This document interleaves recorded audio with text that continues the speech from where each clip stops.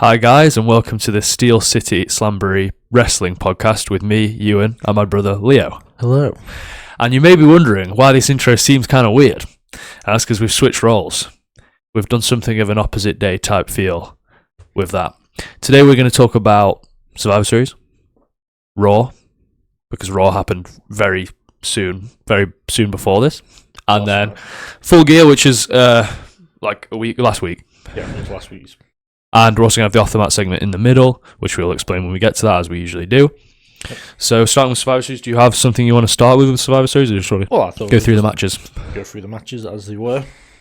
We started off with the long intro, as we always do. Yeah. With these things. Yep. But we swiftly got into team. What I'm saying is Rhea and Io. Yeah, it's that team defeating Team Kabuki. That is the way it went. But yes. then the graphics make it look like it's Team AJ versus Team Becky. Yeah, other things have made it look like Team Charlotte versus. It's very. It's weird yeah. So organized it. Yeah, and that was for kind of both War Games matches were a bit like that, where the graphics made out like the team captains were different too. Yeah, I saw as the team captains. Yeah. So we started. So the entrance order for the women's was pretty weird. We talked about the entrance order for both matches were very different to what I had expected. We started. The only thing with the men's is that the last two made perfect sense. They were always going to be those. But we will get to that. Yeah. So we started with the advantage match, which was Charlotte Flair versus Asuka. What I'm trying to say is they were the first two in the War Games as well as that. With Charlotte's team they have the advantage. Yes, going into the match. Yeah, and what was very apparent going into our series was the shark cages are no more. They got rid of those. We have a theory on this. We do have a theory on this. I'll let you take it away. So pretty much, it's like though they had the space to still do the shark cages, which was proven during John Cena's entrance. Yeah. That they could have quite easily put the shark cages if they've moved the set a little bit back, moved the fans a little bit further forwards. Exactly. They could have quite easily got the shark cages in to do it. Yeah. But we think that Brock Lesnar isn't going to want to stand in a shark cage with anybody. Yeah, I don't think he wants to. Therefore, they got rid of the shark cages so they can do entrances. I saw someone say that it might be because they don't want pictures of Brock Lesnar in a cage circling around. That's also a good point. But I honestly just don't think Brock Lesnar wants to stand in a cage with Logan Paul and whatever. But I don't know. I didn't hate the entrances. No, I thought some it was of them fine. worked. Like Roman and Brock especially worked. Yeah, definitely. Well for entrances. Yeah. The rest, I could have. I think it also allowed them to. Oh, well, actually, that's the men's War Games. We'll go on to that. We'll stick to the women's one. None of the women's entrances kind of made an impact on the feel of the match. Not as much as the men's, definitely not. What we were doing, and this was through both matches, was taking the piss of how funny it is that your friend is getting beaten up in the match. Yeah, and you're doing your whole entrance. Your entrance. So it's the Jeff Hardy meme when, Matt's getting beaten up and he's dancing on the entrance way. Yeah. And it's that kind of thing. It was like that for everybody, because Io did the whole thing with the hood. Yeah. Rhea did the stomp. Yeah, exactly. Kyrie did her funny walk to the ring. Well, their friends are getting beaten up. Yeah, so it's like Lash Legend took an age, and we'll get to Lash Legend. we will. Yeah, she was a big talking point, especially I think she's the. I haven't seen people talk about it enough on social media. Yeah. But I felt like she was a big talking point. Definitely, massive talking point about this match. Who was the third person in? Third person in was No, it was Io. It was Io. Yes, it was. Yeah. Io's who I thought was going to start the match, but Io's in. She put in a bin lid, which then Rhea brought the rest of the bin later. Yes, that was right. That was weird. Io, I think, was the MVP of the match because there wasn't many people to pick from. Well, that's the thing. The issue with this match, and I said it in my review, was it was 10 women in a match, and none of them did anything. Yeah, exactly. It was very... Like, the only reason Io's the MVP is because she did the spot off the top of the cage. Yeah, which was a crazy spot, Swanton. Yeah. It lacked action. Yeah, that was just like... It just felt like we were missing people at times, and then they would disappear, and then new people would come in, and then they'd disappear. Yeah. It was very weird for for any kind of match, to be fair. It really wasn't great. And So Survivor Series has been... The mixed reviews have been, like, nothing I've ever seen. I don't think 50-50 split. Polarizing. Is that right? Polarizing, yeah. Pay-per-view all year. Yeah. And I've seen people say the Women's War Games match was good, and I just say it wasn't. It wasn't. It just wasn't good. I'm confident in saying this is the worst War Games match we've had since the return. Since it came to me in NXT. Yeah, I think it was. I think it was really bad. This is the worst WWE iteration of War Games. And so when I was speaking about War Games, we were just going through. So we said third person's in Neo. It's like, oh, I could go by every person, but there's not a lot to talk about within each one. There just wasn't. The only thing I can remember in ring was the ending and the bin lid spot. That's all I can remember. And and Lash getting in the ring, which we can talk about in a second. Yeah. There was so little moments, and that's the worst thing that can happen in wrestling. If there's no moments also, to remember. Like, just to mention, I know some people would say the cage itself is a weapon. Yeah. The lack of weapons within this match. Oh my god. There was the bin. I think there was 2 bins, one bin lid, and a few kendo sticks, and that was it. Which isn't the point of War Games. You're going to war with another team. I think it's unheard of to have a War Games match without a table spot as well. Yeah, that was very weird. I know they did and they only did one in the men's. They only did one in the men's. Unless you count the announce table, then it was 2. Yeah. But yeah, just very bizarre, and especially when they're like, I know there's the whole meme of snapping into a Slim Jim. Yeah, there is. But wouldn't that be reason to use? Yeah, exactly, because it's advertising. Yeah. Also, they were painting the weapons, which Leo hates that. Yeah. Really issue with, because there was a chain in there. Who is the person who is getting paid to paint these bloody weapons? Yeah. So I feel sorry for him. Yeah, fair enough. But yes, but then I said we saw the order, so we assumed it was Charlotte starting, that Alexa would be the first one out. Yeah. Which she wasn't. It was then Io. Yeah. Then it was Bliss. Mm-hmm. Then it wasn't. Yeah. It was AJ, then Bliss, then Rhea. Rhea, I think, yeah, because they wanted to save the biggest pop for last on the face team. Yeah, they wanted to save the worst pop. The worst pop, and this is absolutely no fault of Lash's. No, this is a case of whoever produced the match. Yeah, maybe thought that we put Lash out last. Yeah, this will make her look like a star. Yeah. And it did the complete opposite, as the crowd didn't care. No. Yeah, it didn't care. Put her in a really awkward position. She came out there. She did the same entrance she did in NXT. Yeah, which I'm not saying that's an issue. What I'm saying is like that. Mm-hmm. There are some people. Yeah, and I know this is the case. Yeah. They don't watch NXT every week. Yeah. I don't think you watch NXT. Not every week. I keep up with it, yeah. But you don't watch every week. No. And Lash Legend, again, no fault to her own, isn't a successful NXT superstar. No, she wasn't a tag champion. She wasn't the women's champion. She wasn't the North American champion. Yeah. She got opportunities, I think, at the North American title. Yeah. But she never won it. Yeah. So people are... There are some people who aren't going to know who Lash Legend is. Yeah. And there are people who are going to forget that the Metaphor came up to the main roster for a bit last year. Yeah. In the tag team division. That's true, yeah. So people are going to go, who is this? Yeah, exactly. And then you put it with Nia, who is an established main roster star. I'm not saying that she's like one of the best, but she's established on the main roster. She is, yeah. So you put her in the correct position, but they've only been teaming for 2 weeks before this match. Yeah, exactly. So it was the wrong nothing place. about this helped Lash Legend at all. I'm incredibly sorry for her. Nia and Lash shouldn't have been in this. It should have been the Judgment Day, 100%, without a shadow of a doubt. But yeah, they just made her look really, really awkward. Just stood there. She got in with absolutely no pop whatsoever.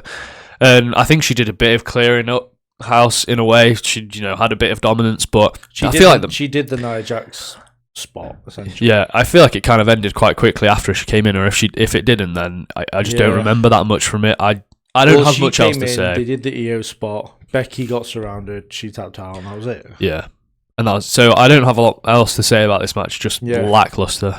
Yeah, it really. As I said, I think it was the worst War Games match we've had in WWE. Yeah, exactly. Yeah, and some people disagree, some people agree. I know Big Dave, he agrees that it wasn't very good. Yeah, so it is what it is. Then what I want to do is go straight into the next match. Yeah, that's fine. But we can't talk about it because we have to talk about the massive gap we get between matches.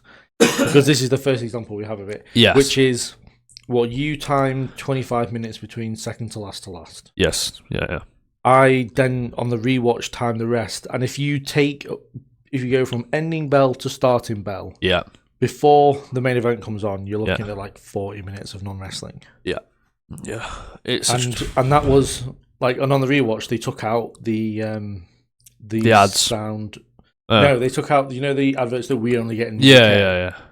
They took them out. Yeah. So then they're about 4 minutes each. Oh, yeah. So that's added 12 minutes. Yeah. You're looking at nearly an hour. 10 minutes. It became very apparent.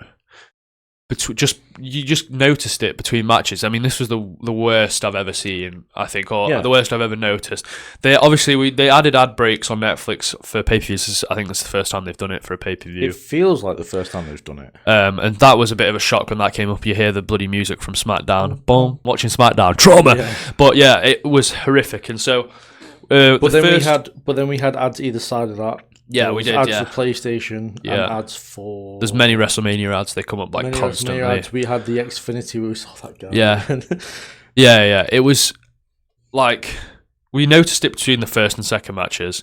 We got to the end of Stephanie versus Nikki, and I went, right, I'm getting a timer on this. This is actually ridiculous. And 25 minutes between the third and fourth matches. I said in my review video that between matches you could go get a drink, go to the toilet, go for half an hour walk. I was going to say, you could probably nip to the shop round corner, come back, and you'd have another 10 minutes. Yeah, absolutely ridiculous. I don't get why, because the thing is that, and the way I looked at it afterwards was, in the early 2000s, for example, when WWE weren't the powerhouse that they are now, where they were having advertisements, for example, like Snickers or Subway would sponsor these events. They would do a little bit where Jerry Lawler would go through what it is, do the slogan, whatever. Yeah. That'd be once during the night, and then that'd be it. Yeah. Now, WWE are a big promotion, don't need all these advertisements, and yet they're taking up more time. Yeah. And the only reason why we had 4 matches on the card was because we could have had 2 or 3 more matches. Definitely. But we need to get the advertisements. Yeah, they could have put Last Time Is Now matches on there. They wouldn't have gone amiss at all. We could have had the finals at Survivor Series. I agree. And it would have made more sense because with not having Cena on any Raws or SmackDowns between now and the last match, you could have had a face-off with John Cena at Survivor Series on the night when you know he's there to have that image of this is the final. This is the final match there. They could have done that. It's getting really annoying. The WrestleMania ads are really pissing me off because we just don't need to be advertising it this early in. No, I get it's like, the tickets are going on sale. Yeah. You know what makes this worse is that it's a reminder that they played us.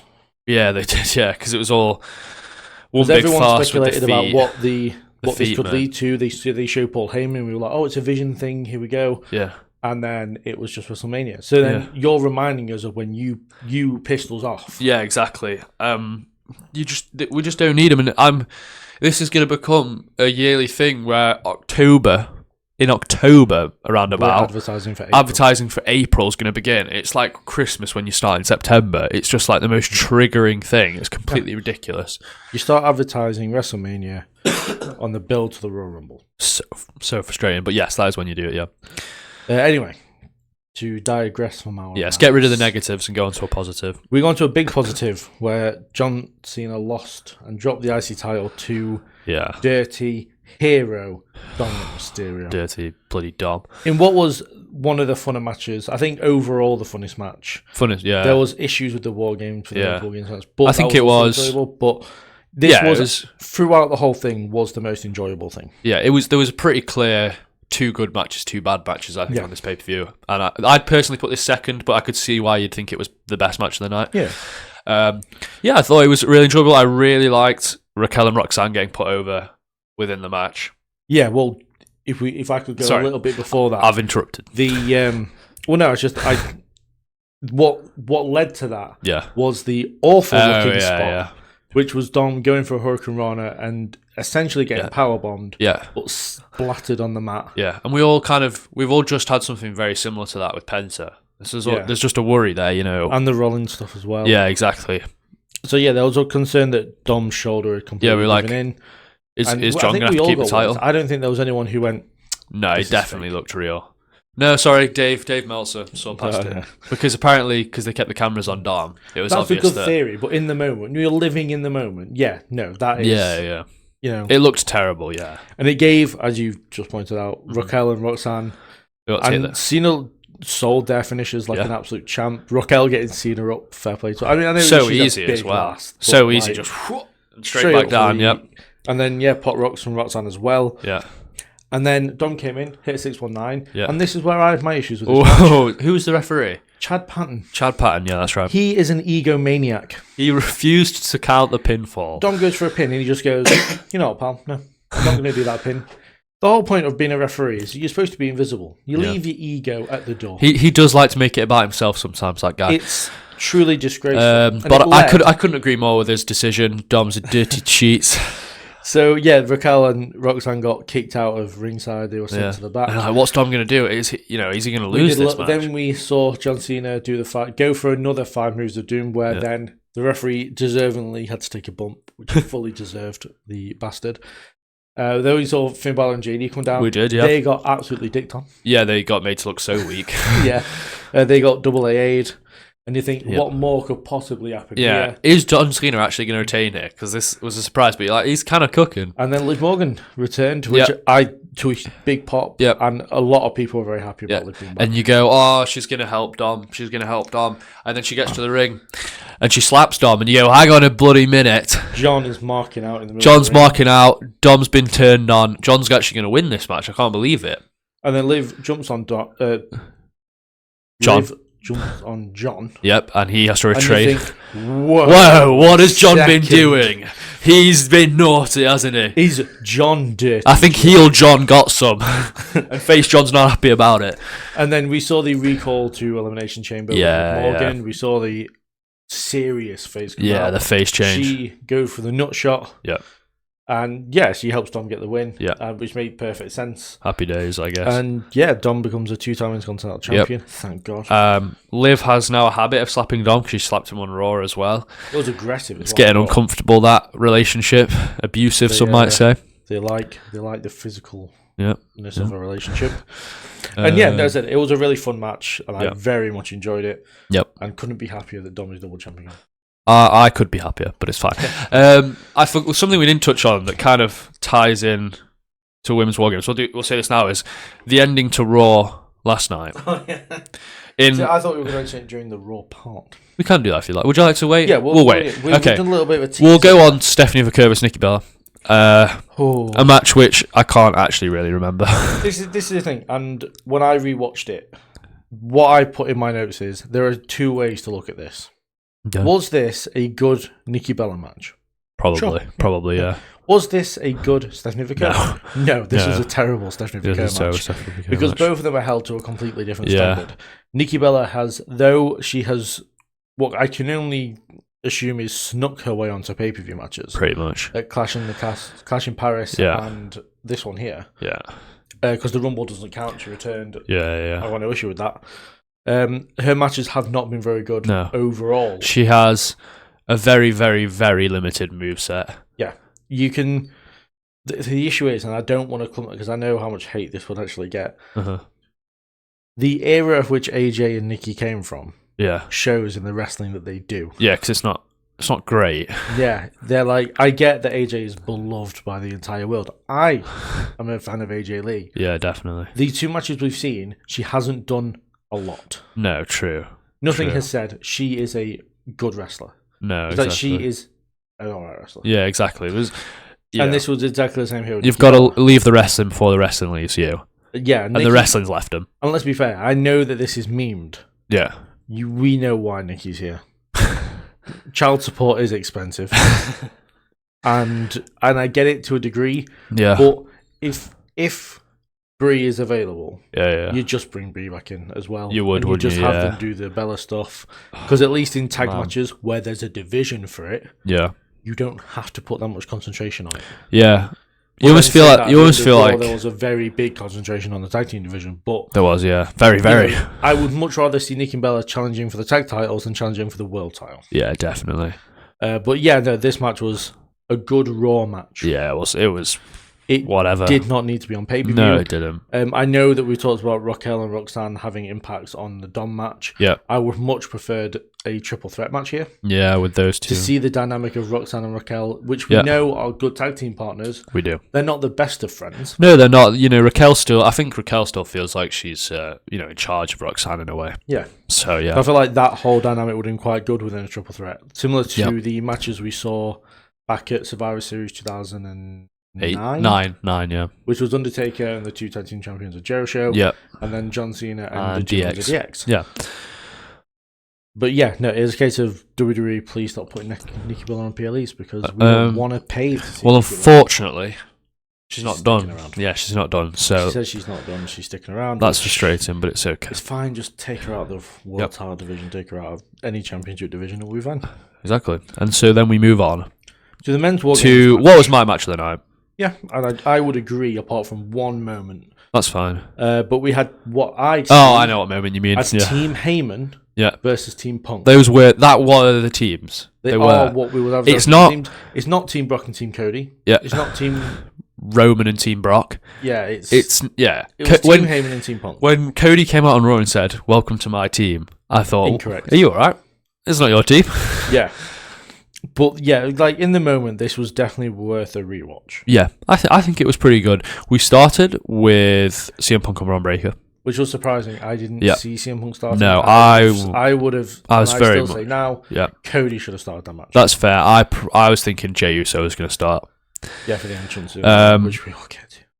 And then Drew came out, which again I think was a bit of a surprise. I expected you'd assume Bronson would. I'd expected Bronson Reed there. Yeah, Drew. Can I just say, felt like an afterthought in this match. He didn't really do anything of any kind of note.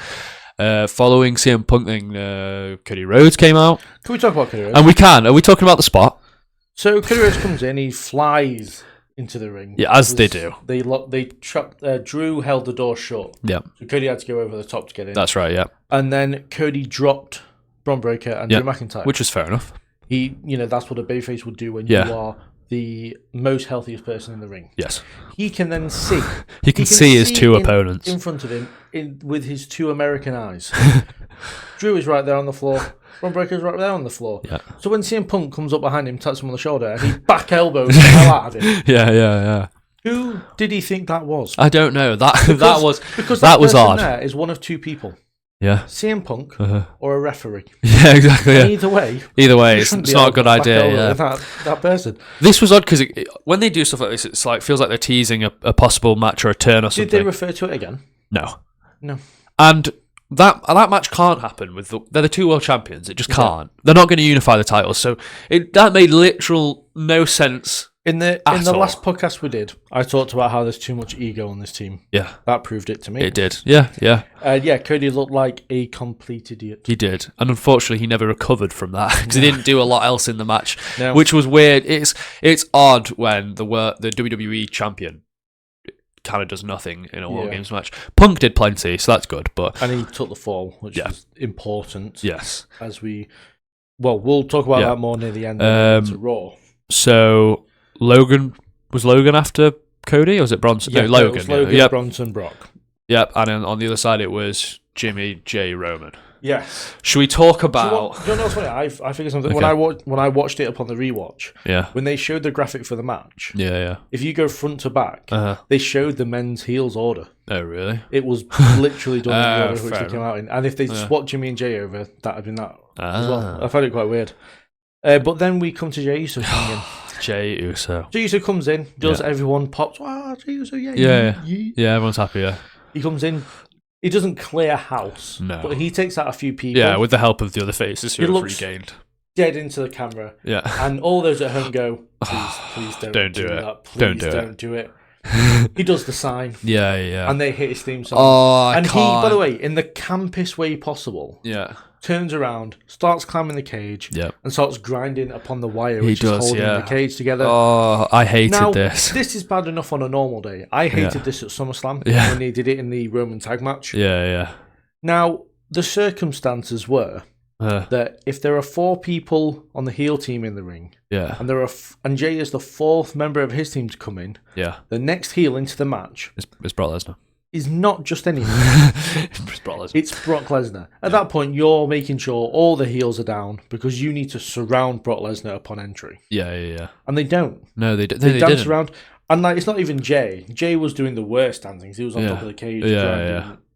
But Jimmy was eating. Punk was bopping around. Only Cody was stood there. I respect Cody more and more. It's kind of weird because you'd expect Cody to be the one bopping around and Punk to be the one. I think it's because Punk is happy to be unserious when he wants to be. And I feel like that for Cody, it's like a traditional wrestler kind of Cody. Yeah. That for him was like, this is too far. Gunther type. Like Gunther wouldn't be seen dead bopping around. Exactly. In his own mind, that was like absolutely. So then, in typical Brock Lesnar fashion, he jumps his cue.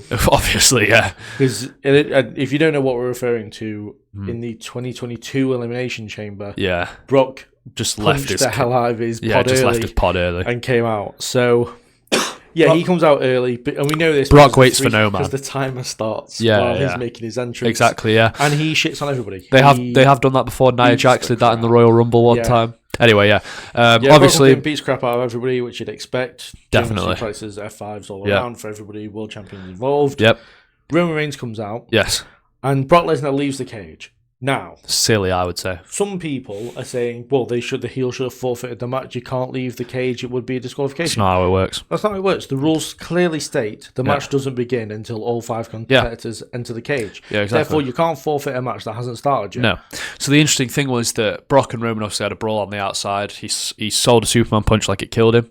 We were telling him to Superman punch. There is only one way to beat Brock Lesnar. There's a few. There's 3 or 4. There's multiple ways to get Brock Lesnar on the rocks to then set him up to a defeat. Definitely. You push him into the post. Yeah. You push him into the ring steps.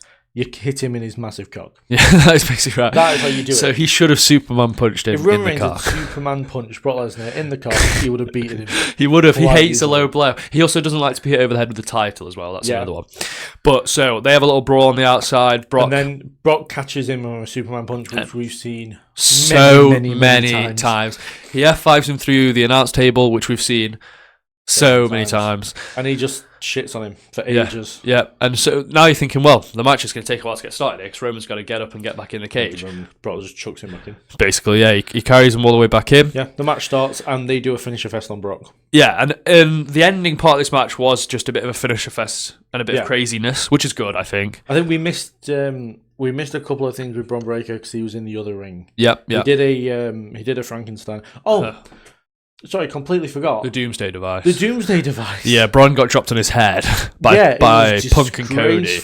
Yeah. Like, he landed straight on his neck. That was crazy, yeah. Yeah, I'm surprised he even could walk afterwards. I know I'm not sure if I saw this correctly, but I'm pretty sure Bron tried to pick somebody up in the other ring during the match and he just dropped him. Yeah. Which made me very concerned, and it makes me curious as to why, to spoil a bit of Raw, why they've announced that world title match a month in advance. Yeah, it's hard. It's so he can probably recover a little bit from that. Yeah. Roman... So there was a spot where Jey and Roman are trying to set Brock up for something, and Brock picks Jey out the air, and then Roman's like, you know what? I'm just going to spare them, and it's going to probably kill Jey. Jey took... It wasn't too bad. There was a spot where Jey landed... I think it might have been the German suplex from Brock, where Jey landed on the bottom of the table in the corner. And it broke a tad, yeah. Like, it didn't look like a gnarly spot or like it hurt Jey. Yeah. It was just one of those little things that you kind of see. Yeah.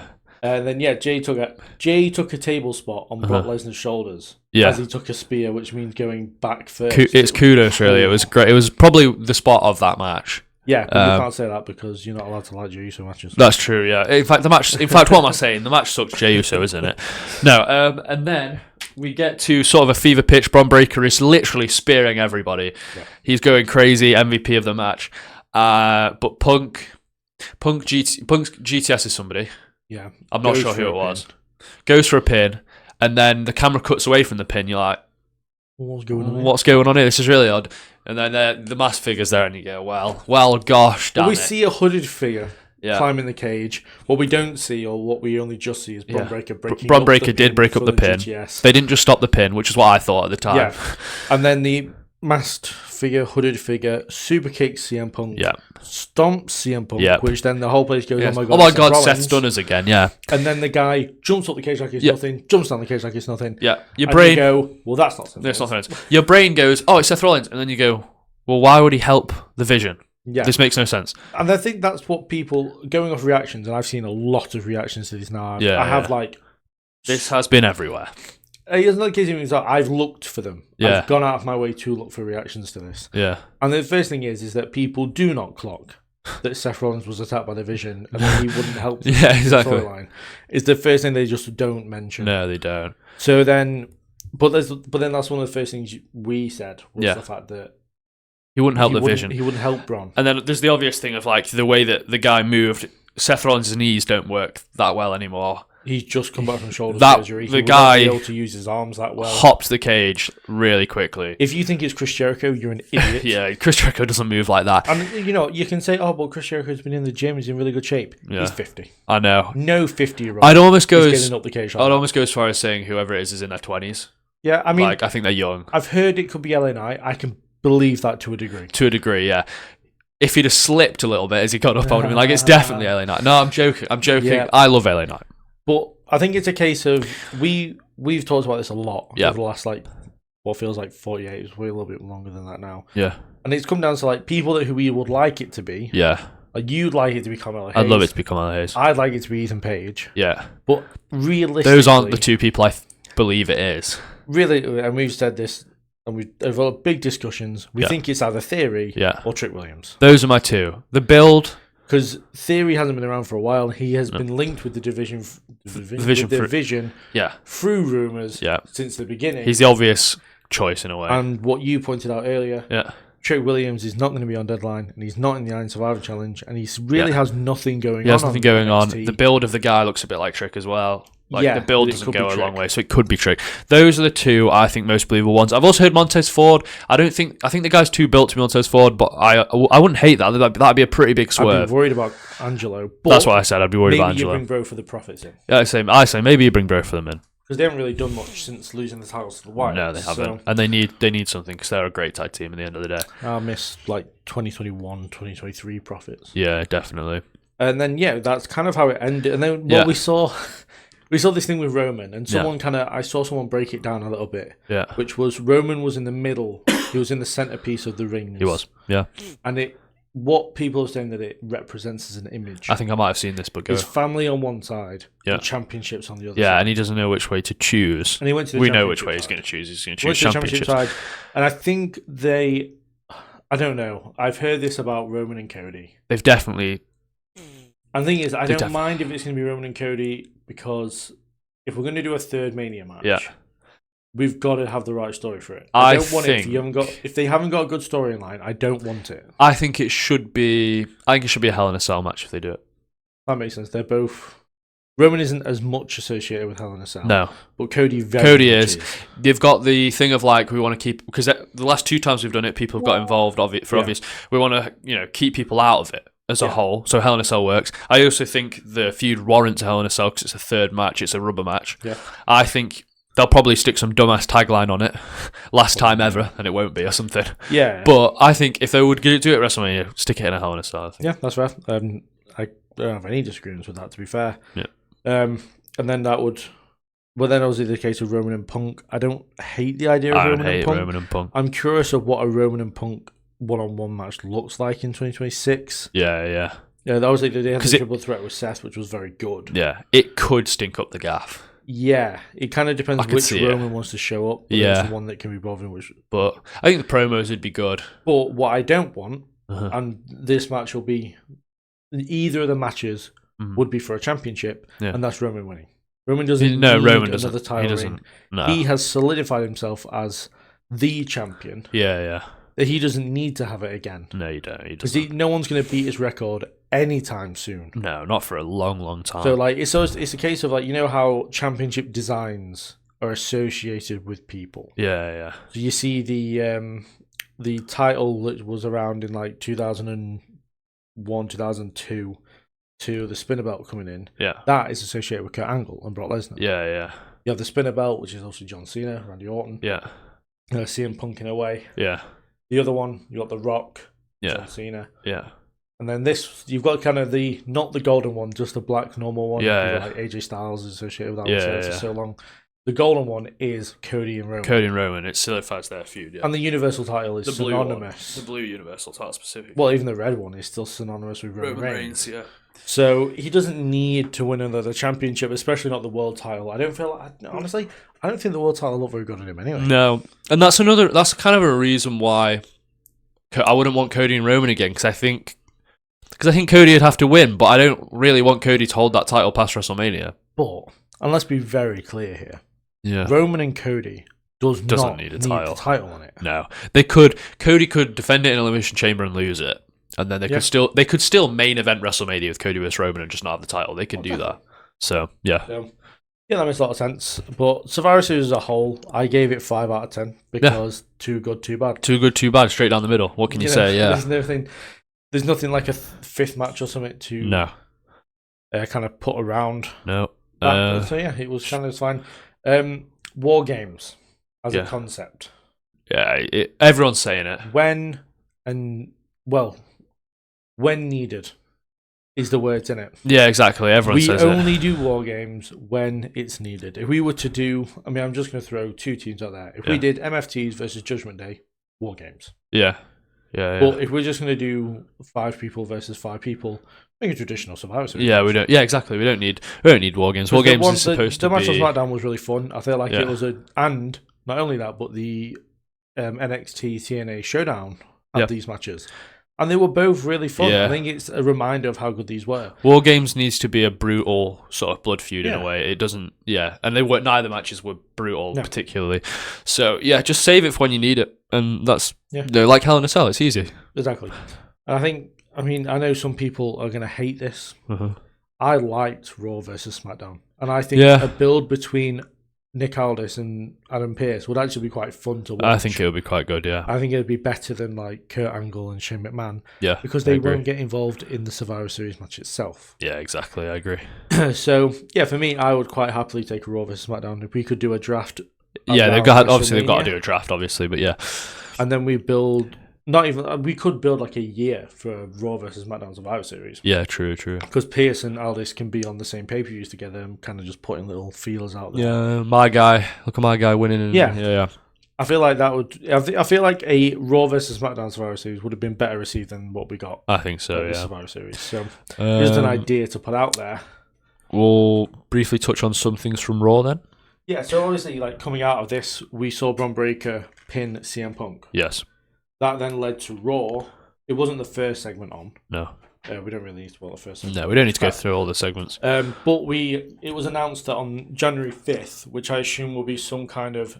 It won't be day 1 Raw. No, but it'll be like some kind of New Year Raw. It'll be like anniversary Raw of the first... Maybe something like that. Netflix one. Anniversary Netflix Raw, anniversary, yeah. Bron Breakker will be challenging CM Punk for the World Heavyweight Championship. Yeah. So I think obviously the thing coming out of Raw is that we're literally nowhere even close to figuring out who the masked guy is. Yeah. Adam Pearce asked Eddie Arango for some reason if he could figure out. Referee in the locker room. Yeah. Asking around. I've already said that I think there's a chance we don't see the masked figure till that match now, potentially. Do you think this masked figure cost CM Punk the World Championship? I don't know. I don't think I can see Bron Breakker winning the title in January. I think this match did wonders for him. War Games. I think it really did. But I still don't think he's ready. I could see him winning it at WrestleMania. Do you think they do a screwy finish and then Bron goes on to be a favourite for the Rumble? Yeah, maybe. Maybe the masked figure comes back out, tries to screw Punk, but the match gets thrown out or something. Does the masked figure have a time limit on it because of the Royal Rumble? The masked figure has a time limit on it because of how short people's attention spans are just in general. That's true. People get very bored of stuff nowadays. It's one of the issues I have with bloody wrestling fans. You can't have long-term storytelling anymore because people can't be asked to wait the 6 months to a year that it takes to build a long-term story. The only reason they got away with it with the Bloodline is because people didn't get invested till 2024. Yeah. So then us who have been watching, and let's be fair, the Bloodline storyline started in 2020 when Roman won the title. Yeah. That they weren't around for all that. They just watched the YouTube clips of what happened on the way. I think they should definitely reveal who it is before the Royal Rumble, though. Yeah, it has to. The person who it is has to be in the Rumble. I think that Raw makes sense. If they want to make it a special Raw, then you do it on that one. You do on that. And plus, you've only got a month to wait. Obviously, the interesting thing with the masked figure is we don't really know. Like, everyone's just assuming they're going to join the Vision, and I get that that's the assumption, but it's not necessarily true. No, because he attacks CM Punk. It could be a personal attack on CM Punk for the World Championship. We haven't thought about the fact that the attacker wanted it to make it look like it was Seth Rollins, which is an interesting thing. Because obviously, if you wanted to make it look like Seth Rollins, you'd do it to a Vision member because that's what Seth Rollins would actually want to do. Yeah. So it's loads of different sort of mind theories that come with that. But yeah, I'm sure that match will be. I'm sure it'll be good. I think Punk and Breakker can produce a good match. Yeah, I agree. And then we had the 2 semi-finals, so we'll touch on those. Couldn't be happier with the results of LA Knight versus Jey Uso. I don't think I'd pop. Like, the thing is that I have nothing against Jey right now, and he's somebody else I feel very sorry for. Yeah, because he is getting all kinds of abuse. The online hate is ridiculous. And it started with the match against Punk at Saturday Night's Main Event, where he did one neck breaker wrong, and suddenly he's worst the match of the year wrestler alive. Oh my god! And it's so undeserving. Jey does a botch in a match, worst match of the year. Anyone else botches, it's fine. Wrestlers are allowed to botch. Yeah, it's so frustrating. He doesn't botch any more than like LA Knight does. No offense to LA Knight. Well, yeah, we saw LA Knight slip on the ropes, which that move he's so hit and miss with. He is, yeah. Like sometimes he'll get it bang on, it looks great, and then sometimes he will miss it. But it's just one of those things. He still does the move, and sometimes the ropes are slippier. On other days, Jade Cargill knows all about that. Yeah. So then you've got this. Then there's the spear, Jay's spear for the finish. Yeah. Yes, it wasn't a good spear, but Jey doesn't do a good spear anyway. No, he doesn't. So guess what? It just adds to his load of not good spears. Jey hits the splash, and you're like, ball game. Yeah, ball game. Thank God. Right. Okay, Jey's won. Brilliant. Whatever. I kind of saw this coming anyway. And then LA Knight just switches it around. Crucifix rolls him up. Yeah. And yeah, he gets the 3, and I don't think I popped at a roll. I was very happy. Yeah. Leads to a new story for Jey Uso. Well, not a new story. Crashed out. The continuation of a story they dropped a couple weeks ago. Yeah, for War Games. Yeah, and he said Roman was right. The title looks better on me, so you have to assume that Jey's going to begin his transformation-ish to the next tribal chief, or at least that kind of heel persona. I was so concerned for Jimmy's health. When he was crashing out, I was praying that Jimmy wasn't going to come out and be like, "No, Jey, it's fine."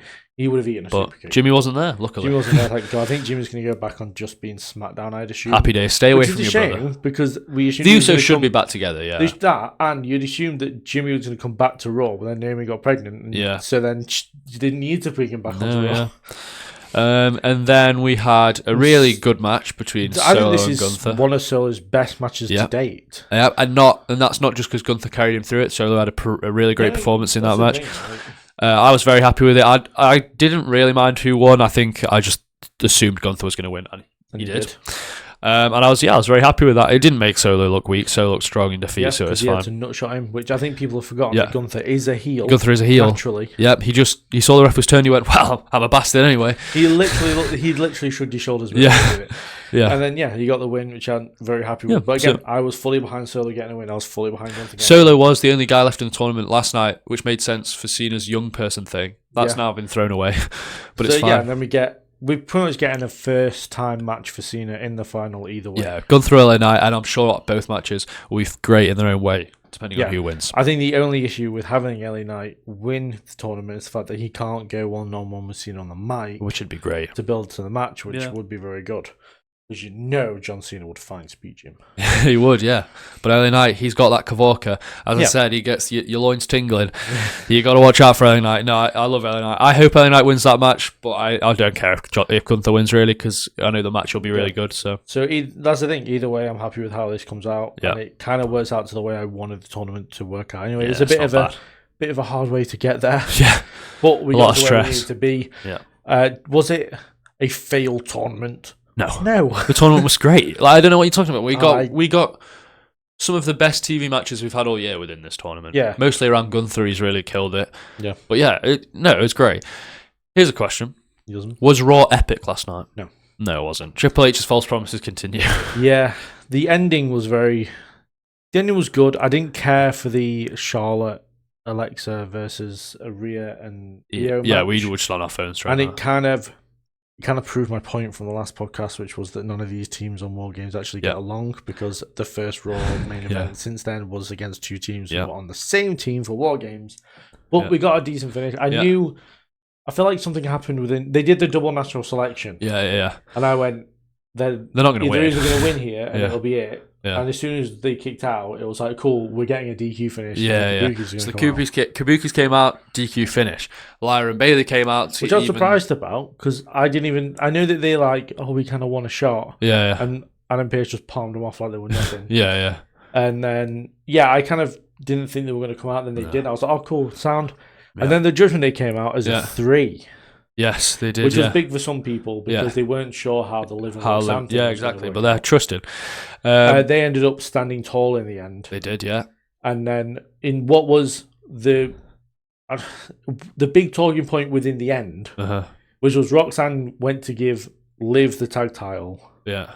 And then Liv handed it her back. Yeah, because Liv is focused on the world because title. Earlier in the night, Stephanie Vaquer had a interview backstage, and Liv interrupted her. Just coming for all the gold.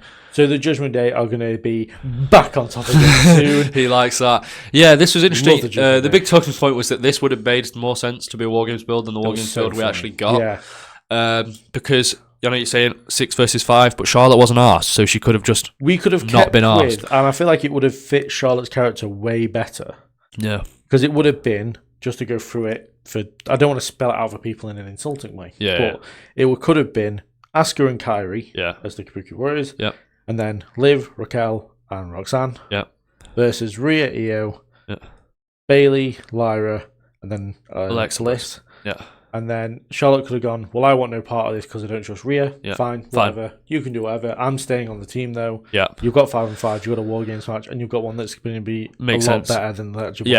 Yeah. So that was frustrating, but it is what it is. Raw was fine. It was fine. It was just an average Raw. Yeah. And so I don't think I have anything else. And that's kind of all the WWE stuff we have. Yeah. I mean. So move on to the off the mat segment. We'll move on to the off the mat segment. So moving on now to the Off the Mat segment, a portion of the podcast where we talk about things that aren't necessarily wrestling. They can be if we want them to be, but it could be TV, movies. We've talked about football. We've talked about lots of TV and stuff like that. TV, movies, and anything really. Music as well. Memes. We talked about memes one time. Before. A-levels got brought up once. It did, yeah. So yeah, it's kind of just, it shows a bit more personality. Yeah, exactly. So you get to know us better. Yeah, because we're kind of normal guys, really. We're into normal stuff. Normal. Yeah, exactly, yeah. And then, you can vote on these things on the channel polls or on the Spotify polls, which we didn't mention. How about that? Yeah, moving up in the world. I have put the podcast on Spotify, should you want to listen to it on there, preferably. Yeah. I think last week, 2 weeks ago. What did I choose? You chose Scotland qualifying for the World Cup. Scotland qualifying for the World Cup, yeah. I chose... Was it a wrestler? It was F1, the F1 movie. The F1 movie, yeah. I don't know who won that. I didn't look who won before the case.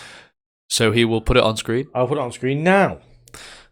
There we go. Okay, so now we move on to off the map segment, and I'll let you go first. I'm pretty sure I went first last time. Okay, that's fair. I would like to put into this week the movie Taken. Oh, I've never seen it. You've never seen it? Oh, obviously, I know the premise of Taken. Liam Neeson. It is nightmare fuel. He rings the guy. The phone call is the famous scene from it. I mean, how do I put it? It's like, without spoiling it, and you probably know. I kind of know the premise of it, yeah. But his daughter goes on a trip to Paris. Yeah. She's like only 17 or something. He wants to go with her. Yes. But she assures him that the person that she's going with, parents are going to be there. Ooh. Well, guess what? They're not there. They're not. Yeah. Not only has she been lied to, but she's lied to him. Yeah.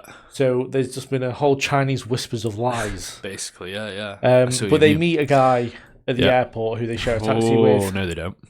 And he then knows where they are staying. Okay, yeah. And they both get taken. Yeah, that makes a lot of sense. There's the infamous phone call.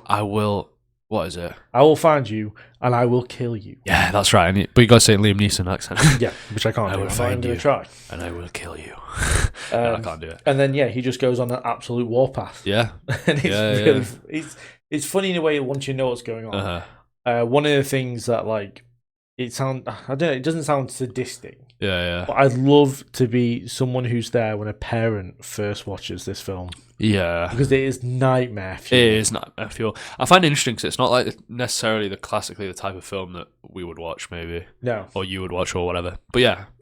How they got 3 films of it, I have no idea. I watched the first and the second one recently, and I got around to the third one. How does he keep letting his kid get taken? Well, I think the third one I read the description for, and it was like he gets framed for a murder. Oh, right. Fair the enough. Second one is the repercussions of the first film. So it's like, you killed all these people who are my family. Mm-hmm. Now I'm going to kidnap you.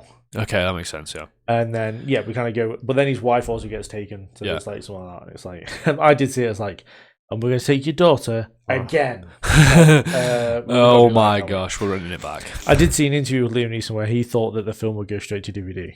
Oh, okay. And it became like one of the biggest films Yeah, ever. Massive. Absolutely massive film. But no, I'm not sure about as a franchise, but as a first film, it kind of feels like a one and done type scenario. But yeah, I see what you mean. But yeah, it was absolutely. It's like every bit of it. When you see like certain reveals, as you've not seen it, you get like certain reveals in the film. You just your heart drops. It's like, oh no. Yeah, fair enough. Thriller type situation. It's really intense. It's like when you watch it for the first time, it's really intense. Yeah. And then like obviously when you know what happens, it takes away a little bit.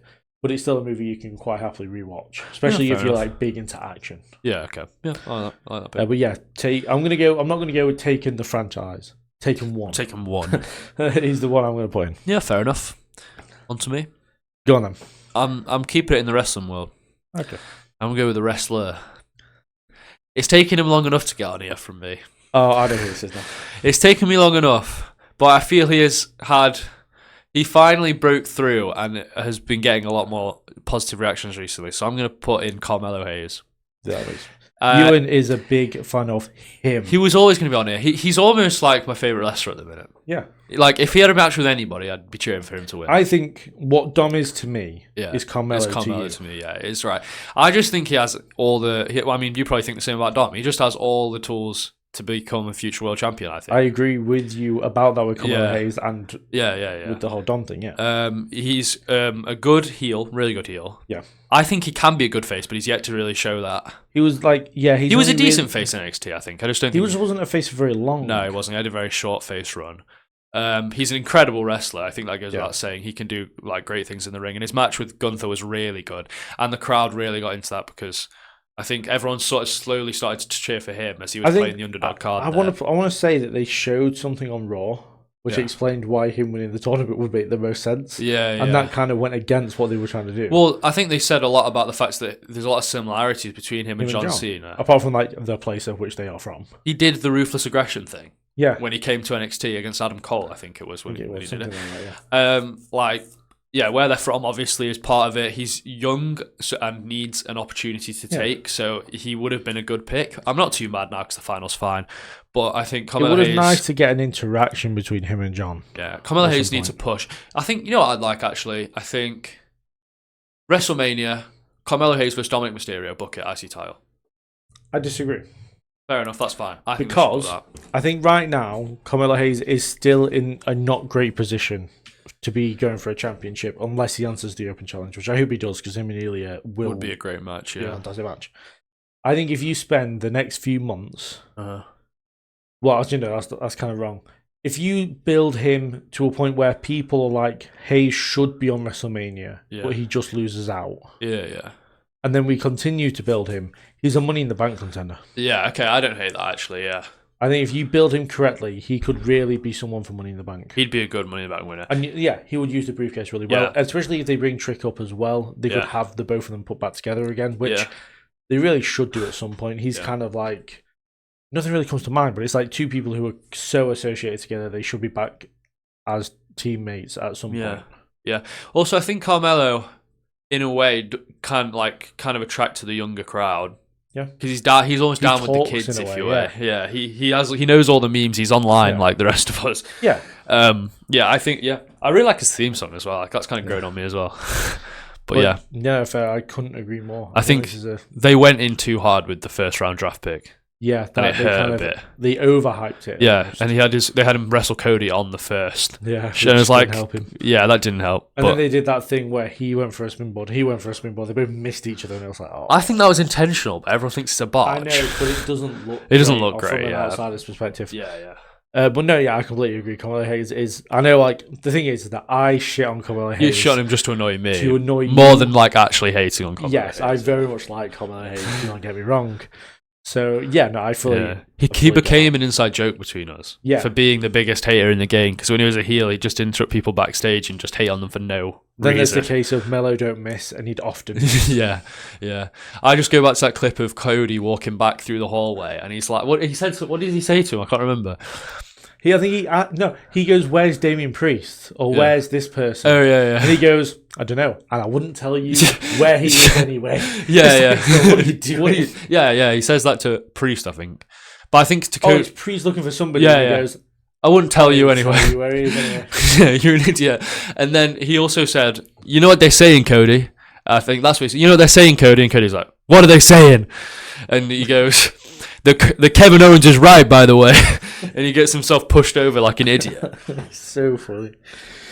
But yeah, I think that's the thing is that like even, and I'd refer back to like a Kurt Angle type. Yeah. Where he was a heel. Yeah. But had really good comedic timing. Yeah. And Carmelo Hayes is very similar to that as well. He does, yeah. The whole put the fries in the bed, bro. I quite like that actually, yeah. So yeah, no, I completely agree. Yeah. That with Carmelo Hayes going in, and yeah, I think like if I saw this from outside perspective, this is actually a really tough choice in my opinion. Yeah, fair enough. Yeah, but I feel like you might get the win with Carmelo Hayes because it's a wrestling, yeah. I think, and the 2 times we put wrestlers in, which was Sheamus and Sol Rucker, they ended up winning overall. Yeah. So again, that is the off-the-mat segment. You can vote for these on the Spotify poll if you see it on there, on the Wrestling Retrospective YouTube channel, on the community page there, or the Steel City Slamboree page as well. Yep. So yeah, we'll move on to Full Gear. AEW Full Gear. So moving on to AEW Full Gear. Yep. Obviously, it started with the trios match. Yep. With all the explosions going on in the match, which El Sky team won. Yep. That's right, yeah. I only saw the ending. Okada because so if we wanted to really start the tailgate brawl, we'd both didn't watch it onto the actual show. That's because of Big Boom AJ. Yeah, basically, I hate that guy. The pay-per-view starts and Okada enters. Yeah, so Okada came in late because he doesn't like Takeshita. Yeah, which made sense. They ended up losing and costing each other the match anyway, and we continue. It just was fine. Hechicero was just there. Poor Hechicero.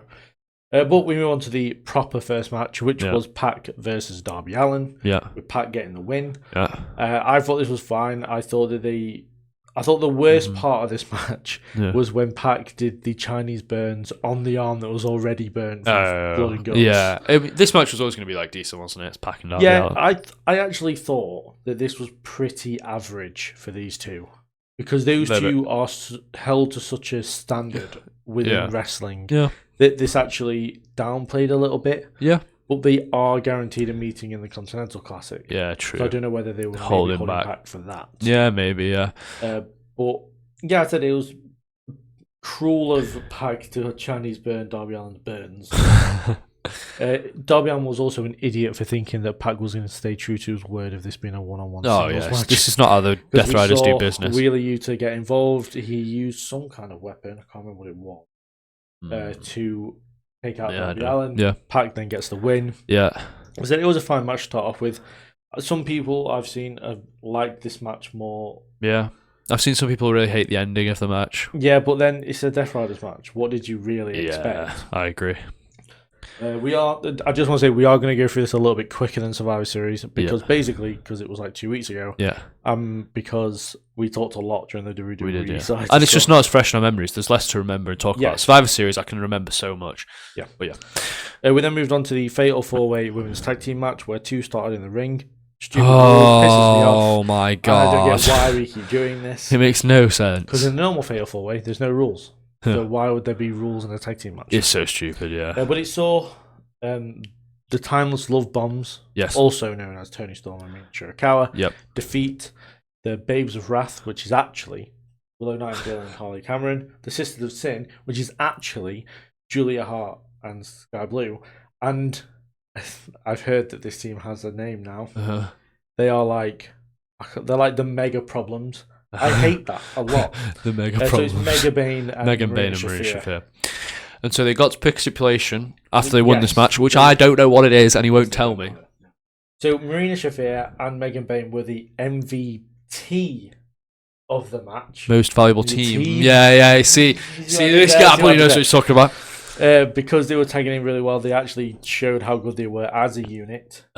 Holly Cameron is very similar to Maxine Dupree. She probably is. A comedy character that is presented to be not that good at wrestling and loses a lot to someone who is now incredibly over, wrestles more often, and though Holly hasn't won a championship, she's now in the finals of this tournament. So she could win a championship. Not a fan of the fact that it was Harley and Tony Storm countering roll up, counter roll up, counter roll up, counter roll up. Yeah. Tony Storm, kick to the gut, roll up, win. That was rubbish. Yeah, I really didn't like that at all. But I did predict Tony and Mina to get the win here. I thought it made the most sense with them picking the stipulation for the match against Megan and Shafir, which is... Drum roll, please. A hardcore holiday death match. Okay, and that means that it's on Holiday Bash, is what it means. Well, no, because it's this week on Dynamite. Oh. And Holiday Bash is the one we're going to. Oh, yeah. So hang on a minute. Hardcore Holiday Death Match, what does that mean? It's just going to be a death match. Yeah, it's going to be a death match. Which is very pretty bloody. Crazy. Yeah. But Megan, Bain, and Rhea Shafir, I'm fairly confident I'm going to get the win here. And it's because Babes of Wrath are in the final as well. They are babyface, therefore heel team's going to Oh, really? Yeah. Yeah, fair enough. Yeah, I think that's going to be a fun match. Toni Storm is willing to bleed for days if she has to, as we saw earlier this year at Revolution. Yeah. I mean, I think it's going to be a fun match as far as like the extreme that AEW will go to and the women involved. They tend to do good women's tag street fights, so I'm very looking forward to it. You can't be a Death Rider without being in a death match. So yeah, it makes sense. Moving on, we have one of the best matches, I think, of the night, which was FTR versus Brodito. Yeah, really good. All four were like, everything about this worked really well. Bandito is one of the best wrestlers right now. Yeah. Brody King is so fluent with wrestling when he comes in for the hot tag because he's such a big guy but can do whatever. Yeah. And FTR are one of the best teams to ever live. Yeah, so. Brodito cap off their short-ish tag team title run just with another good match. They're consistent with that. Just not a lot of competition really for them, so... I was so sure that Edge and Christian were going to come back for this. Yeah. But they didn't. Because it would have made the most sense. They didn't come back on Dynamite. They didn't know because Edge is coming back to replace an injured LA Knight against Gunther in the tournament. Wish people would stop saying stuff like that because it's just not going to happen and it fucking triggers me. Respect to Stokely Hathaway. He took a suicide dive from Brody King. Yes, he did. Which took him out for the rest of it. I thought the first Shatter Machine was going to be the finish. Yeah. I thought the belt shot was going to be the finish. Yeah. I put down on my notes that Cash Wheeler is an underrated high flyer. Yeah, he really flies around the ring at times, and I feel like I put on here. Yeah. There was an awesome reversal to a Doomsday device. I can't remember what happened. No, I can't either. I've got a feeling that Bandito landed. No, because the Young Bucks did it and they landed on their feet earlier in the night. I think he turned it into something else, which was very cool. Yeah. The resiliency of Bandito is crazy. The amount of punishment he took near the end of that match and kept kicking out, I thought was very good.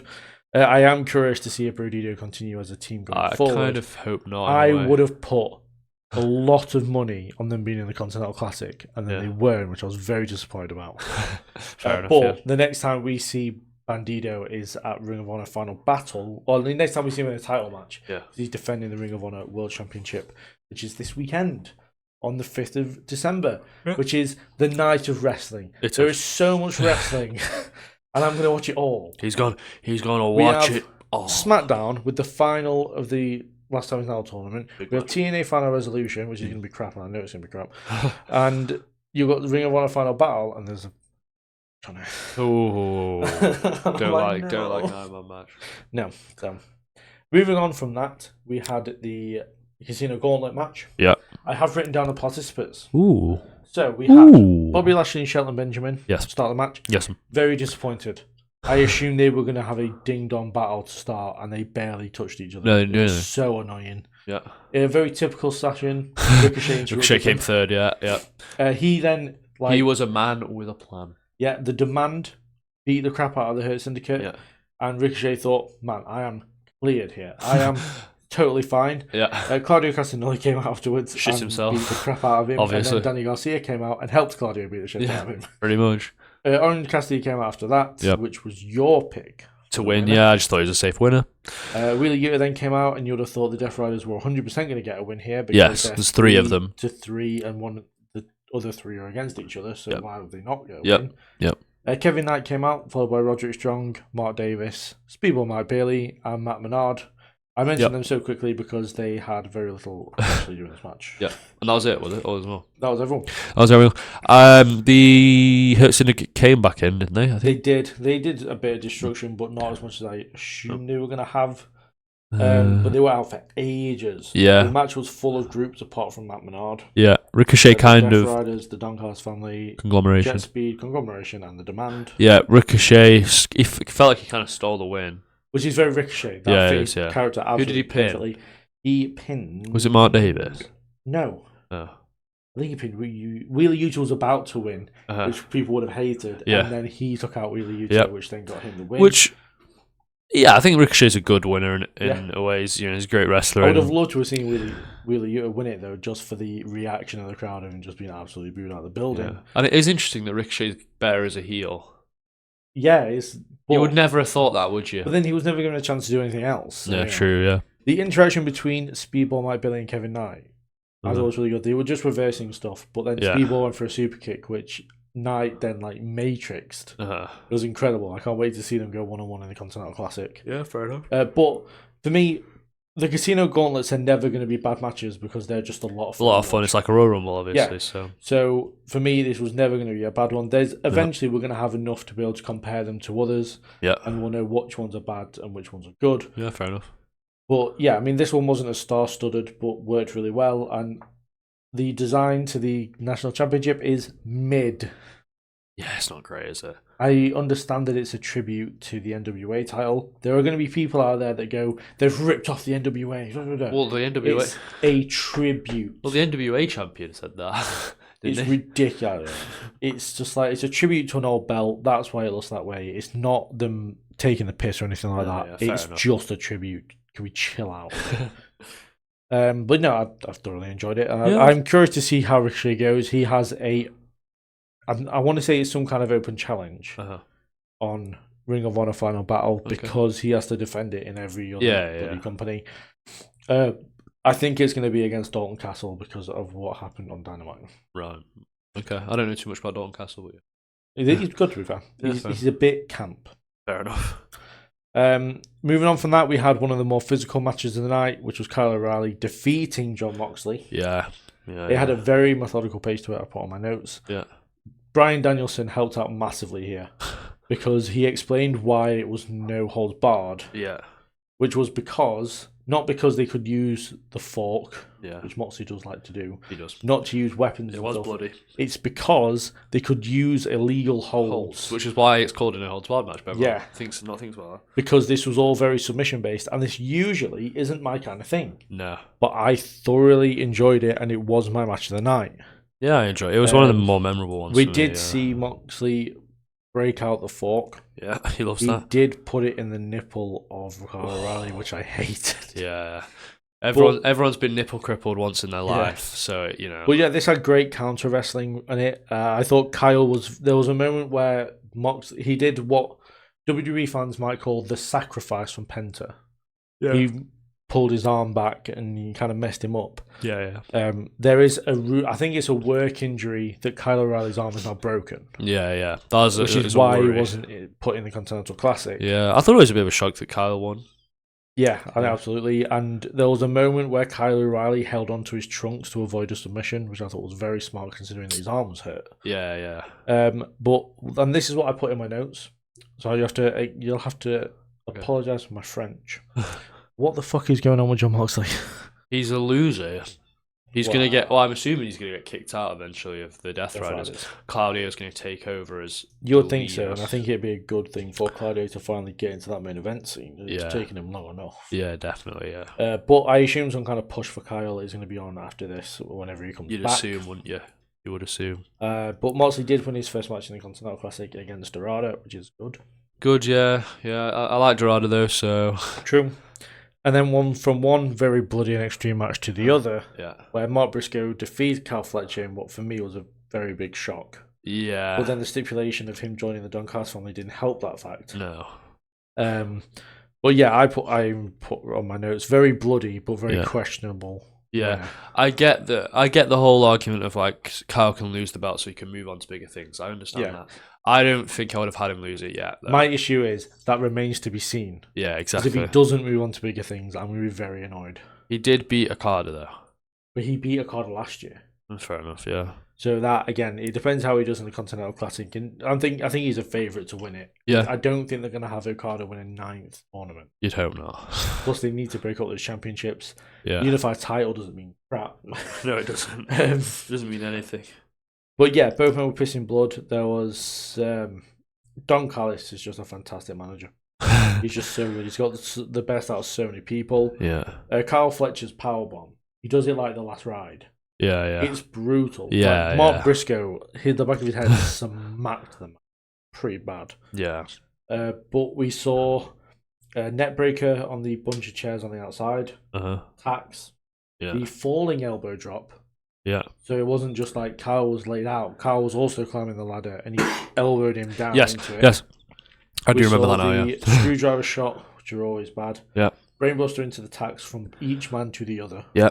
I liked that when they brought the tax out, the commentary team. Well, I think Fletcher might have brought the tax out, and the commentary team were like, "Well, why have you done that when Briscoe's just won a tax and table? Or was it tax and tables? Tax and tables match against MJF. Why would you put tax in with it? Yeah. Yeah, and then we saw the barbed wire razor's edge from Briscoe to. Yes. Sorry. Yeah. I think my question is the Fletcher Blue household. Yeah. Is they're freaks. They're a very unique household. Because both of them were pissing blood in a match. Yeah, those guys lose a lot of blood. We saw the possibility of a stabbing. Yeah. Kyle Fletcher put the screwdriver through the top rope and he was going to do the brainbuster. Oh my gosh, yeah. I crapped myself. I thought, would AEW do a stabbing? Probably. Probably, yeah. But yeah, as I said, it only makes sense if Kyle Fletcher goes up the card. Absolutely. But again, as I said, that does remain to be seen. It does. But hopefully, I got a feeling he will because he showed out at all out. Yeah. Hoping that's the reason why he's lost here. Yeah. Following that, we had a trios match for the $1 million. $1 million. Where the Young Bucks defeated Josh. No, they didn't. They teamed with Josh Alexander to defeat Kenny Omega and Jurassic Express. Yeah.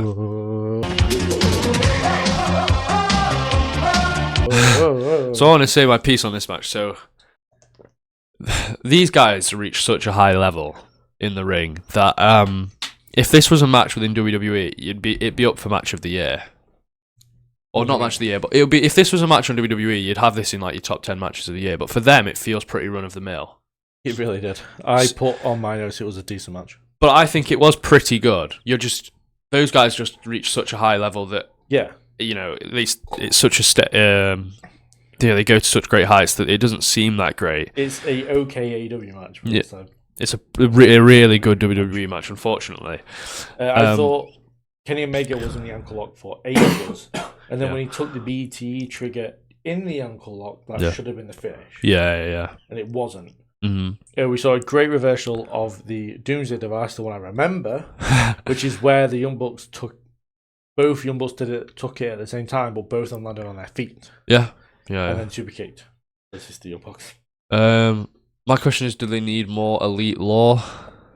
Well, we got more Elite Law as the Young Bucks just left their $1 million to Don Callis for some reason. Idiots, and gave Kenny Omega a hug. You're going to let Don Callis reinvest that money into getting new members, are you? Oh my God, that's so funny. He's going to send it to Andrade so he actually has some money to spend. Yeah, so he can live. Well, no, as you said, this was a decent match, but within the AEW law, this is just a decent match. Yeah. I'm not a big fan of this whole who the Young Bucks are going to be friends with this time. Yeah. We've done this way too many times. But at the same time, it adds another trio, and it takes Kenny Omega out of doing singles matches, which is what AEW don't want him to do because he is a battered boy. Yeah, fair enough. But not a lot to say about that one. No, not too much, no. We move on to what was the most stressful match I've had in a long time. Yeah. I'd probably say I haven't been so stressed during a match since Logan Paul versus Roman Reigns at Crown Jewel. Yeah, fair enough. Which was Chris Statlander defeating, thank God, Mercedes Moné to retain the Women's Championship. Yeah. I was a little bit too invested. I thought that Statlander was real hurt with her arm. Luckily, it doesn't really seem to be that way at all. It was just a thing for the match. Yeah. But I haven't seen Chris Statlander be dominated like this by anybody. I thought the match was a tad underwhelming. Not like massively. Yeah. Just a tad. Statlander's faced Willow Nightingale, Megan Bayne. They haven't dominated and had such a one-sided match that Mercedes had against someone like Chris Statlander. Yeah. She did 14 suplexes. Yeah, that was ridiculous. It's Brock Lesnar numbers of suplexes. That was ridiculous. In a row, though, as well. Not just back broken to up. back to back to back. Yeah. By that point, I had accepted the worst was going to happen. That was symbolism of the fact that she thought she was going to be 14 belts Monet after the match. Obviously, she wasn't. Yeah, I thought the 2 seatbelt pins were it, and then they weren't again because Statlander's been doing it to get to. She won it to win the title and did it to retain the title. Yeah. I thought at times it was too close to call, especially near the end. Yeah. I believe Monet did a lovely package power driver to Statlander. I think she did, yeah. Transitional moves. The Poison Rana is just one of my favourite moves in wrestling. Yeah. And Statlander sells it like a champ. But yeah, I liked it more because of the high stress situation. It's always good when you've got wrestling matches where you're so invested that you're just stressed throughout. That is true, yeah. I'm pretty sure Chris Statlander pinned her and I hit the floor. I just laid out on the floor and I think, fuck, this is Praise the Lord. But it was their third best match. Yeah, it was out of the 3 matches they've had. It was good. The matches at Full Gear last year and World's End last year were much better than this one, in my opinion. Fair enough. But very happy that Statlander's still champion. Yep. Do we know who she's facing next? No, it was not clear who she's going to face next, which is a bit of a shame. I've heard some people throw around Athena, but I don't like this whole champion facing other champions. It just annoys me. We need to preserve champions. Someone's got half the belts in the world. So. Yeah, true. True, and then in the main event, we had Samoa Joe defeat Hangman Adam Page to become the new AEW World Champion, and this had a lot of swerves in it. Ooh. You got me hook, line, and sinker there. I wrote off Samoa Joe completely for this one.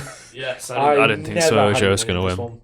It was very bloody, very quickly. Yeah. Joe had a right gash on his forehead. Yeah. Going very early into this one. I thought that this was much better than their match at Wrestle Dream. Yeah, it was, yeah.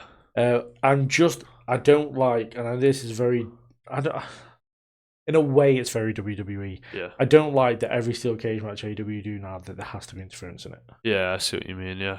Because we saw Shibata come out, but Eddie Kingston leveled out the numbers and they kind of fought into the back. Yeah. Hobbs came out and with his own hands broke the lock on the door so he could get in. You saw Hook come out.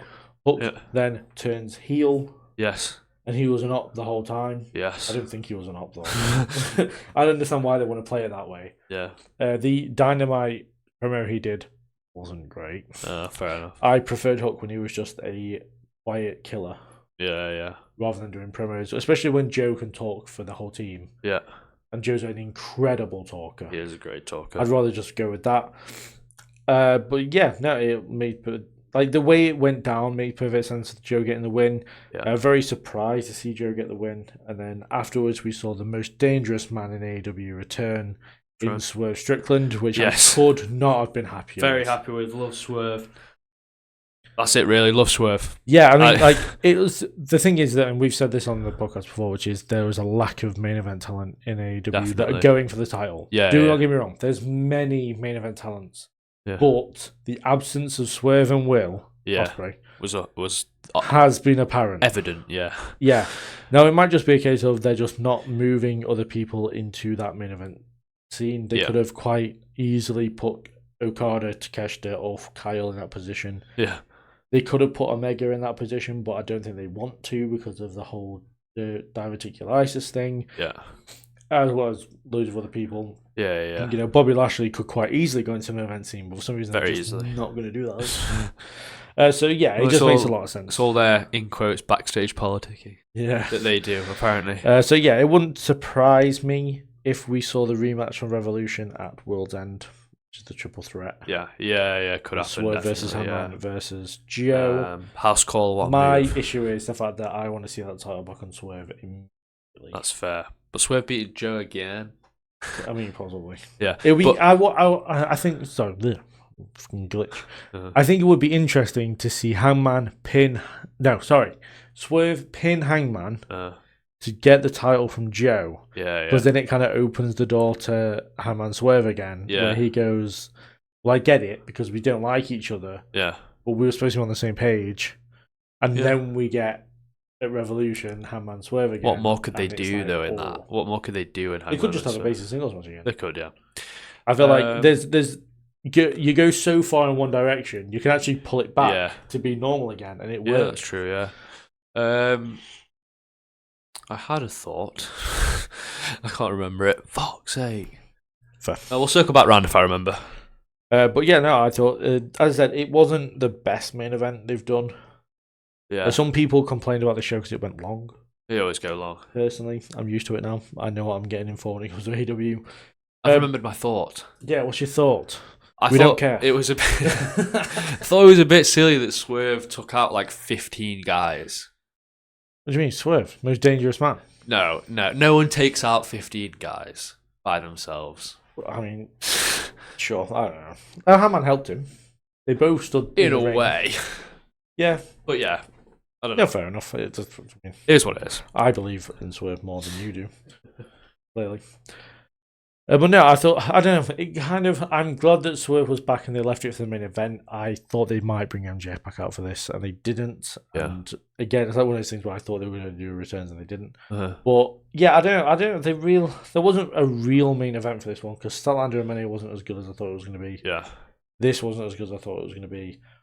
So we've kind of reverted back to the early parts of the year where main events aren't hitting, but mid card matches. I mean, I don't mean mid card as in like the mid card division. Yeah, I mean like the matches middle in the middle of the card. Are hitting. Yeah, like the Brodito match, like the Moxley match, like the Briscoe match. Yeah. So, I mean, I don't think it's a bad thing. I think overall it was a decent review. I think I gave it 6 out of 10. So it wasn't the best. It wasn't the best. We've had. I am looking forward to World's End though because there's just all kinds of potential for dream matches I want to see. For the Continental Classic mainly. The Continental Classic is something I have a lot of investment in. Very much. Because we get to go and see it. Yes. This will go out tomorrow. It's the third. Oh, so 2 weeks up. Literally bang on 2 weeks from today, we're going to be going to Dynamite. Yeah. And I'm praying on a Moxley Takeshita match. I'm praying on it. But at World's End, if Moxley comes second, and I've explained this to you. Yeah. But if Moxley comes second in the Blue League, and Takeshita comes first in the Blue League, and then Fletcher would get second in the Gold League, and Okada wins the Gold League. Yeah. We get Moxley versus Okada, which has never happened one-on-one. Yeah. We get Takeshita versus Fletcher, which I assume hasn't happened one-on-one. It might have when Takeshita was face. Yeah.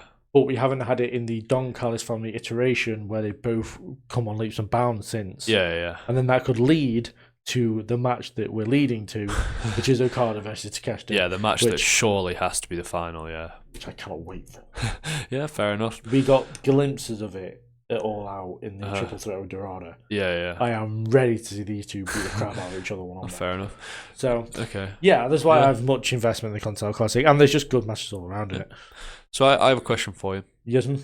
If you had to pick a match of the month for November, what would be Women's Blood and Guts? I find it hard to disagree. There was, when I was putting my article together on DKO Wrestling, there was only 8 matches. Usually I get into the double figures. Yeah. It was a struggle this time round. What are some of your highlights of the month matches was? So you had the 2 Blood and Guts matches. Yeah. Briscoe and Fletcher on this show, Brodito match, and my match of the night for Full Gear, which was Moxley and Kyle O'Reilly. Yeah. The last man standing match between Trick Williams and Ricky Saints on NXT. Yeah. And Bandido versus Mascara Dorada, which happened on the 1st of November on Collision. Yeah. And Ilya Dragunov versus Axiom. Oh, fair enough. Yeah. I thought that was. Ilya had a good match with JD 2 weeks ago. Yeah. But no, the one with Axiom was very, very good. Yeah, fair enough. And my wrestler of the month was John Cena. John Cena. My video came out yesterday. He's done it again. It was literally very hard to choose one. I actually had to bring you into the mix for that one because I just couldn't figure it out. There isn't many standouts, but at the end of the day, he announced the last time his now tournament. He won the Grand Slam in the IC title. He put over a young talent. Yeah, he won his last match on Raw. So yeah, the only 3 dates he did, he really made count. He picked the Iron Survivors as well. Yeah, which is going to be good. I'm looking forward to that one. So he just had Jada Parker got screwed out of the Iron Survivor, which I'm just not. I thought me and John Cena are on a wavelength. We are clearly not. No. Bloody Jonathan. Yep. So I think we've kind of covered everything. We've been talking for a while. Yeah, so if you did enjoy it, do subscribe or follow on Spotify. Is that a follow? I think it's a follow. I think it's a follow. And yeah, do subscribe to the Wrestling Retrospective and the Steel City Slamboree channel. Yeah. Do look out for the voting on the Off the Mat segment. Yeah. Is there anything you would like to plug? Yes. Carmelo Hayes. Support Oh my God. I just had a stroke. Support marshmallows. Support Carmelo Hayes. We want Mello. Pushed up the card. Yeah. Enough said. Fair. Yeah, fair. Yeah, you can follow the Wrestling Retrospective on Twitter, Instagram, on Threads now, on TikTok. It is literally just called the Wrestling Retrospective on all of them. If you type into the search bar, you will find it. The people. Yeah. Outreach everywhere. Yeah, I try to. It's a lot of work. Yeah, fair enough. But there's also coverage on the Wrestling Retrospective channel of TNA Final Resolution this week. The predictions should be out like today, maybe, or tomorrow when this goes out. As well as my deadline predictions, which will be out on Thursday. I'm looking forward to the Answer Challenge. I love those matches. Yeah, great stuff. I'm not going to lie to you. I'm kind of hoping that Oberfemi gets the NXT title back, even though he won't. No, I don't think which is really annoying. But yeah, fair enough. But yeah, thank you very much for watching and or listening. Yeah. And yeah, we will see you guys in the next one. Peace.